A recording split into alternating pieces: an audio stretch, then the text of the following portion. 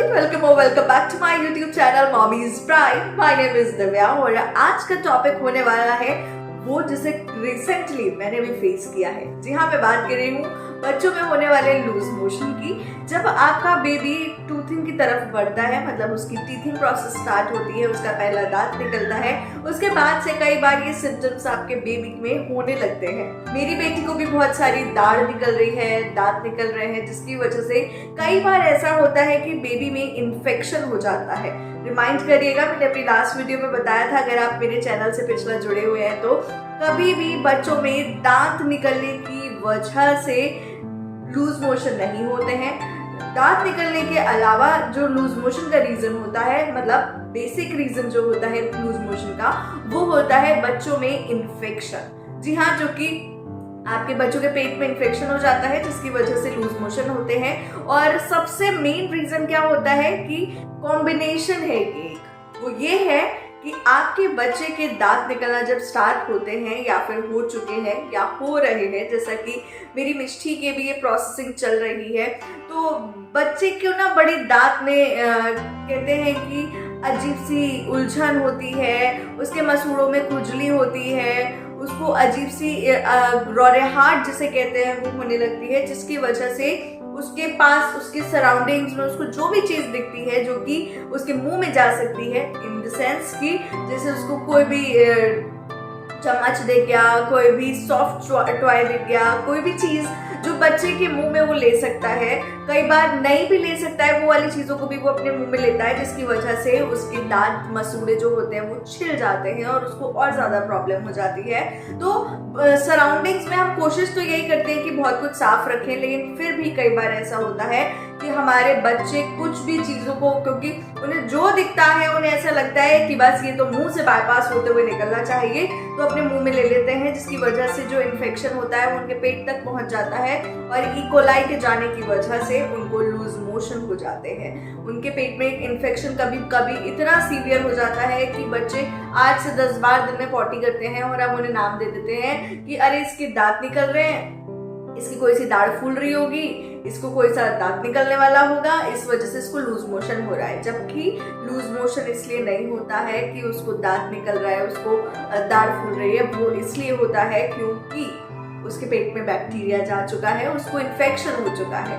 तो क्या सिम्टम्स होते हैं जब आपको ये एक मतलब साइन है, ये एक सीरियस साइन है कि आपको अब डॉक्टर के पास जाना है, क्योंकि बहुत कॉमन प्रॉब्लम है ये। बच्चों के दांत निकलते हैं तो उन्हें इन्फेक्शन हो ही जाता है।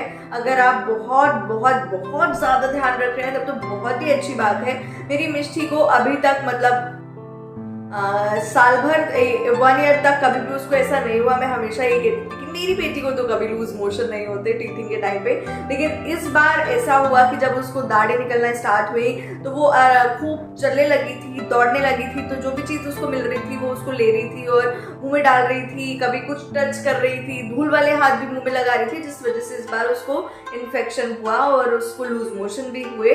तो वो क्या सिम्टम्स है जब आपको तुरंत डॉक्टर के पास जाना है, वो बता रही हूँ। अगर आपके बेबी के जो लूज मोशन है वो ब्लैक कलर के हो रहे हैं, उनका कलर चेंज हो गया है ग्रीन ब्लैक, तो आपको तुरंत डॉक्टर के पास जाना है। अगर उसके लूज मोशन में ब्लड आ रहा है तो आपको तुरंत डॉक्टर के पास कंसल्ट करना है।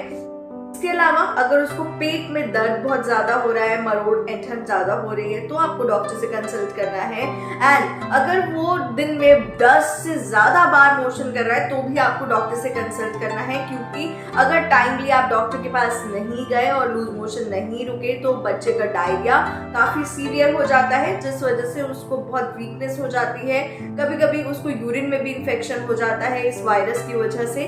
तो आपको जब ज्यादा सीवियर प्रॉब्लम आपको लगने लगे कि काफी दिन हो गए, वैसे देखिए ये इन्फेक्शन होता है जब तो 8 से 10 दिन ठीक होने में लेता ही है, बट आपको इसमें क्या क्या चीजें मैनेज करनी है, होम रेमेडीज, होम टिप्स, जिन्हें ट्राई करके आप बच्चे की वीकनेस को रोक सकते हैं, बच्चे के डायरिया को सीवियर होने से रोक सकते हैं, कि आपको डॉक्टर तक प्रोसीड ना होना पड़े। उसके लिए आपको किन चीजों का ध्यान रखना है वो मैं आपको बता रही हूँ। सबसे पहले जो दूध आप बच्चे को दे रहे हैं, अगर आपका बच्चा 6 महीने के अराउंड का है और अभी वो पाउडर मिल्क लेता है या फिर अभी वो काउ मिल्क की तरफ प्रोसीड नहीं हुआ है, या हो गया है 1 साल का हो गया है तब भी, तो आज 6 महीने से 1-1.25 साल तक वाले बच्चों के लिए मैं स्पेशली बता रही हूँ, जो या तो पाउडर मिल्क लेते हैं या फिर काउ मिल्क, बफेलो मिल्क लेते हैं, तो उन्हें इस सिचुएशन में बिल्कुल भी दूध नहीं देना है।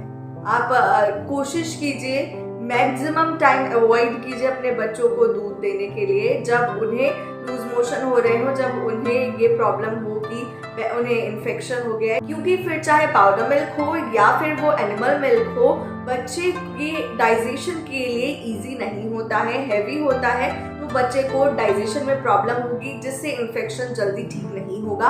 अगर आप मदर फीड दे रही हैं तो आप बच्चे को मदर फीड दे सकती हैं, वो कंपैरेटिवली हल्का होता है और इजी टू डाइजेस्ट भी होता है।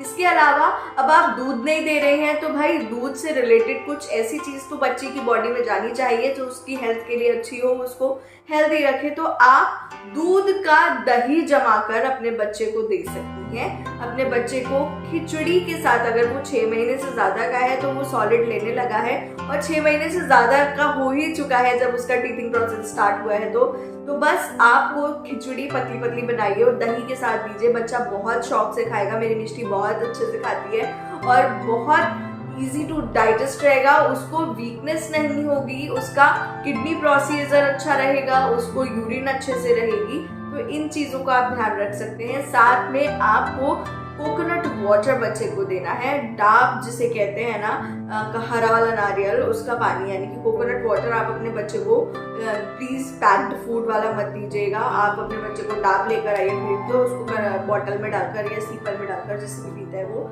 उससे दीजिए। वो बहुत अच्छे से पिएगा और उसको बिल्कुल भी पानी का प्रॉब्लम नहीं होगा। मतलब जिसे कहते हैं ना, पानी की कमी बच्चे में हो गई, जिसकी वजह से कई बार ऐसा भी होता है कि हमें ग्लूकोज के थ्रू दवाइयाँ चढ़ानी पड़ती हैं, तो वो सारी सिचुएशंस नहीं आएंगी अगर आप इनिशियल स्टेज से इन चीज़ों का ध्यान रखेंगे। उसको कोकोनट वाटर देंगे, साथ में जिसे कहते हैं पैक्टेन, यानी कि हरा कच्चा केला, वो बच्चे को दीजिए। बहुत जल्दी लूज मोशन रोकने में हेल्पफुल होता है। उसको मैश कर लीजिए अच्छे से और फिर एज एन दवाई आप अपने बच्चे को, कि बच्चा बहुत ज़्यादा शौक से उसे नहीं खाता है और हो सकता है आपका बेबी खाए भी, मेरी बेटी तो नहीं खाती है, तो एज ए दवाई की फॉर्म में आप उसे दिन में 2 से 3 बार दीजिए। बहुत जल्दी उसको रिलीफ मिलेगा, लूज मोशन में वीकनेस नहीं होगी। इसके अलावा चावल का जो पानी होता है ना, जिसे मांड कहते हैं, उसमें आप 1 चुटकी नमक हल्का सा डालिए और बस उसको बच्चे को पिलाइए, उससे भी बच्चे को काफ़ी रिलीफ मिलेगा। इसके अलावा आप उसको साबूदाने की खीर पतली पतली बनाकर या फिर साबूदाने को बिल्कुल घोट के, जैसे हम पापड़ के लिए बनाते हैं ना, रेडी करते हैं, उस टाइप से खिला सकते हैं। बच्चे को एनर्जी भी मिलेगी और वो रिलीफ भी रहेगा, उसको इन्फेक्शन में रिलीफ मिलेगा। तो ये कुछ छोटी छोटी सी चीज़ें जो आपकी किचन में मिलती हैं, बहुत इजीली अवेलेबल हैं, जो आपके बच्चे को इस इन्फेक्शन से काफ़ी हद तक सिक्योर करेंगी और जो क्रिटिकल डायरिया कंडीशन हो जाती है उससे बचाएंगी। तो ये बहुत मतलब इनिशियल स्टेज होती है जब आपको ध्यान देना है। मेरी मिष्टी अभी इस बार ही उसको लूज मोशन हुए तो 2 दिन तो वो बहुत ज़्यादा वीक हुई और उसको मतलब दिन में 8 से 10 बार लूज मोशन हुए, लेकिन तीसरे दिन ये कंडीशन तुरंत कंट्रोल हो गई और मैंने इन्हीं चीज़ों को ट्राई किया। मैंने डाब दिया उसको, यानी कि नारियल पानी दिया दिन में 2 से 3 बार और कच्चा केले को भी 2 से 3 बार ही मैश करके अच्छे से एज एन मेडिसिन फॉर्म में दिया, जिससे उसको काफ़ी रिलीफ मिला। अभी वो बिल्कुल हेल्दी हो चुकी है, बिल्कुल उसको रिलीफ है। एंड साथ में एक चीज़ का ध्यान रखिएगा, अगर आपका बच्चा लूज मोशन होने के साथ एक्टिव नहीं है, मतलब वो धीरे धीरे बहुत लेजी होता जा रहा है, उसकी आपको लग रहा है कि एनर्जी डाउन होती जा रही है, तो भी आपको तुरंत डॉक्टर से कंसल्ट करना है। बिकॉज मिष्टी को लूज मोशन तो हो रहे थे बट वो एक्टिव प्रॉपर बनी हुई थी, क्योंकि उसकी बॉडी में पानी की कमी नहीं हो रही थी, नमक चीनी की कमी नहीं हो रही थी। आप अगर आपका बच्चा ORS नहीं पीता है, जैसे मिष्टी बहुत ज़्यादा पसंद से नहीं पीती है, तो मैं उसको एज एन शिकंजी फॉर्म बनाकर दे रही थी, जिससे वो काफ़ी अच्छे से पी रही थी और उसे एंजॉय कर रही थी। तो बस एक अलग अलग ट्रिक्स और टिप्स हैं जिन्हें आप ट्राई कर सकते हैं। अगर ORS नहीं ले रहा है तो नमक पानी बना दीजिए, वो भी नहीं ले रहा है थोड़ा सा नींबू डाल के शिकंजी बना दीजिए, बच्चा हेल्दी रहेगा। नारियल पानी पिलाइए, कच्चा केला खिलाइए, साबूदाने को बिल्कुल मैश करके खिलाइए, दही खिचड़ी खिलाइए। दूध अवॉइड करना है बस आपको लैक्टोज की वजह से, क्योंकि वो इजी टू डाइजेस्ट नहीं होता है। तो बस आपके बच्चों का ये टीथिंग प्रोसेस भी बहुत इजी हो जाएगा, जैसे कि अब तक मेरा चल रहा था और अब फिर से हो गया है, स्मूथ चल रहा है और बच्चा हेल्दी भी रहेगा। बिकॉज आप बहुत ज़्यादा कितनी भी सफाई कर लीजिए, ये पॉसिबल नहीं है कि बिल्कुल भी वो धूल मिट्टी से कांटेक्ट में ना आए। तो अगर कांटेक्ट में आ जाता है तो बहुत नॉर्मल है कि इन्फेक्शन हो ही जाता है। तो बस इन सारी चीज़ों से बिल्कुल भी टेंशन नहीं लेनी है, इसको आराम से फेस करना है और बच्चे को अलग अलग ट्रिक्स के साथ, अलग अलग टिप्स के साथ टेंशन फ्री रखना है और खुद भी टेंशन फ्री रहना है।